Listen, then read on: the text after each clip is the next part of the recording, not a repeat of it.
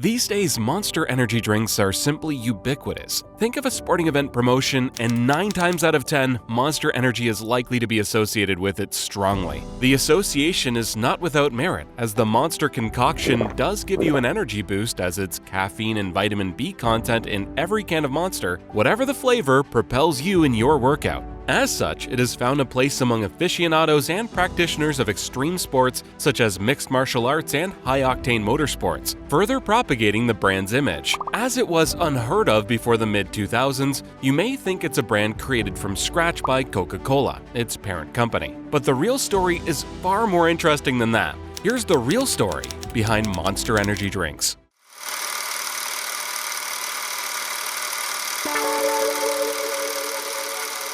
Part 1. California Dreamin'. Before World War II, California was just beginning to find success in a booming workforce-driven economy in the early 20th century, specifically the time from the 1910s to the 1930s. It was during this time that Hubert Hanson lived along with his children. Sadly, nothing substantial is available publicly about his parents, childhood, or experiences growing up. However, we know that at the time, Hubert saw an opportunity to serve a market that was growing very fast due to the harsh Californian sun and Californians clamoring for nutritious juices they could carry with them for refreshment and energy. The 1930s were also the times of the Great Depression, which hit California hard. With people cutting back on solid food purchase, they still had to get their nutrition, and that's where fruit juices, homemade or not, came into their own. To meet that demand, Hubert Hanson established a fruit juice making business in 1935 under the name Hanson's. His initial customers, with whom he could build a consistent base of customers, included Hollywood film studios, retailers, and other equally wealthy clientele.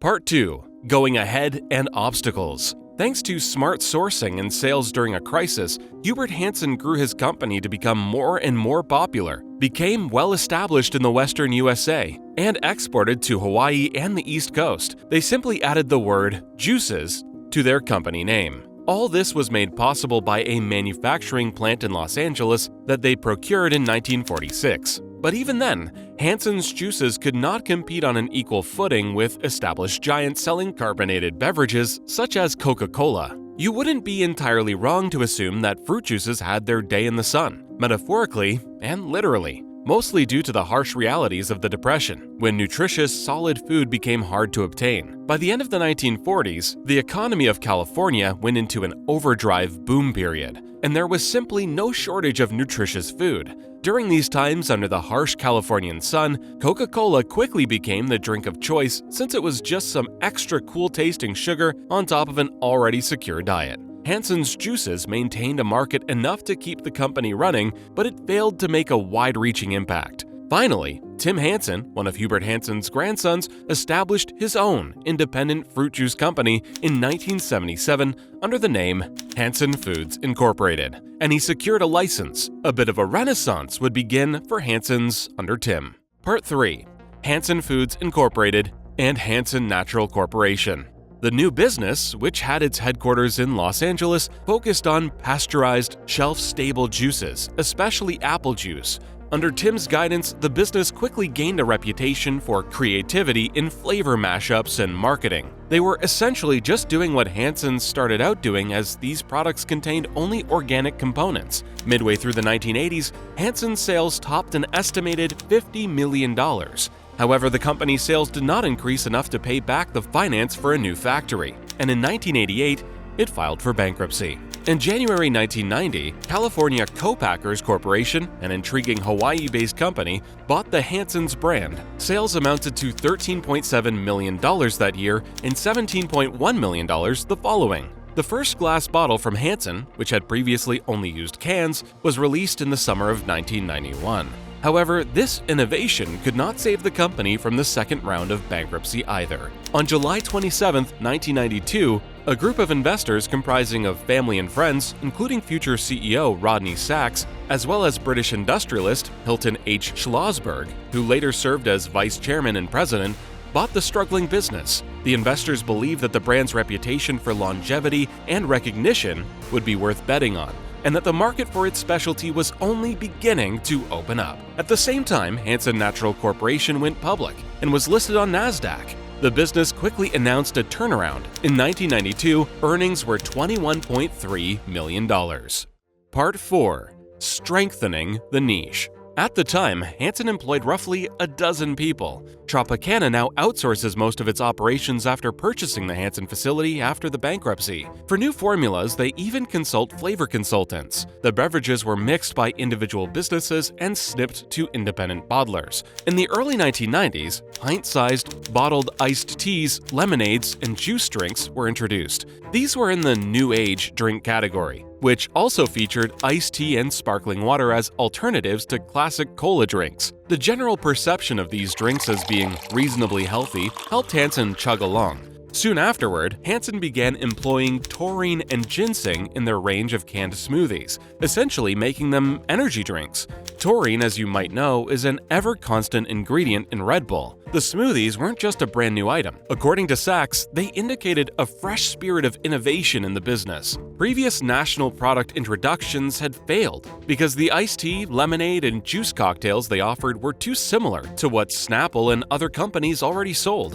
Early in 1997, Hanson's Functionals were published, which was another boost. Drinks purchased primarily for their health-promoting properties fall under this category. Usually, they added extra vitamins. Sachs were first drawn to them since they were already a popular fad in Europe. Similar, frequently syrupy concoctions had been a $3 billion industry in Asia for more than 30 years. Hanson obtained a nationwide product launch through 7-Eleven convenience stores after signing distribution contracts with Dr. Pepper and 7-Up. The business intended to release a super smoothie and a packed, nutritious beverage for kids. Signature soda gourmet carbonated drinks made with cane sugar and clover honey were available soon, as Sachs aimed to distinguish the brand by nutrition rather than flavor. What we're trying to do is sell people something that's honest, something that will do something for their bodies, Hanson told one California business journal.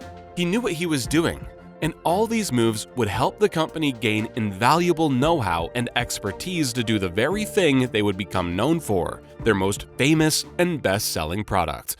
Part 5. Monster. The 2002 release of the company's Monster energy drink was its most important move. In an effort to steal market share from rival Red Bull, the business extensively invested in marketing the beverage, spending over $1 million annually. The drink was a break from the company's natural offerings. With the slogan, "Unleash the Beast," Monster was offered in huge black cans with neon claw marks and had significant caffeine and sugar content. The product attracted multiple sponsorships from extreme sports, which allowed it to take 18% of the $2 billion annual energy drink industry. Red Bull maintained its market dominance with a 50% share, but Hanson's energy drink sales increased by 162% in 2004, more than 3 times Red Bull's rate. Sales more than doubled to $180 million in just 2 years, while net income increased dramatically to $20.4 million. The company's shares had increased from $4 in 2002 to as much as $108 per share. Due to recent success, Hanson had risen to the top tier of small businesses. In fact, in 2005, the business was ranked first on Forbes' list of the 200 best small businesses in the United States. In order to continue its sales success, Hanson had to always up its game. As a result, Hanson expanded its line of energy drinks by including the Joker and Rumba in addition to Monster Assault, which was sold with the slogan, "Declare war on the ordinary," emblazoned on a black and gray can. This was when Monster became a cultural icon, with its association with extreme sporting events such as BMX, racing, boxing, mixed martial arts, and so on. It also became a sensation among younger buyers, with it being considered more appealing than Red Bull. Part 6.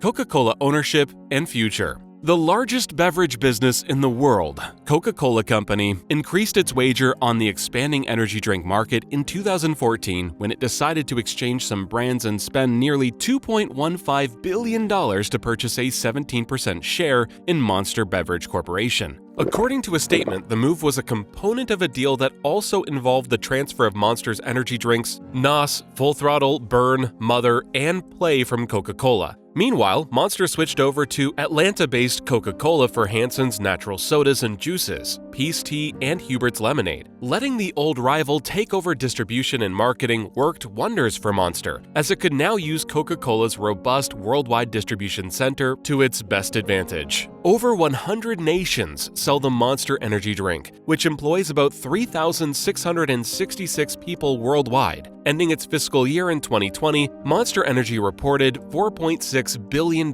in global net sales. The company trades on the Nasdaq and has a market cap of about $48.22 billion right now. Approximately 19.3% of Monster is currently owned by Coca-Cola. Since 2014, this long-term strategic alliance has been quite successful for both sides. Rodney Searle Sachs is still the company's chairman and CEO today. On December 1, 2016, NASCAR unveiled a multi-year agreement that will make Monster Energy only the third entitlement sponsor in the history of its premier series. However, this agreement expired after the 2019 racing season. More recently, Monster has gained repute and notoriety for its involvement in sponsoring fighters in the Ultimate Fighting Championship. Some of the UFC fighters who have been sponsored by Monster Energy and have made quite a bit of money from the deal, besides Conor McGregor, who is undoubtedly the most well-known, include David Cormier, Cain Velasquez, Max Holloway, Dominic Cruz, Paige Van Zant, Tyrone Woodley, Chris Weidman, Yair Rodriguez, John Bones Jones, and many others.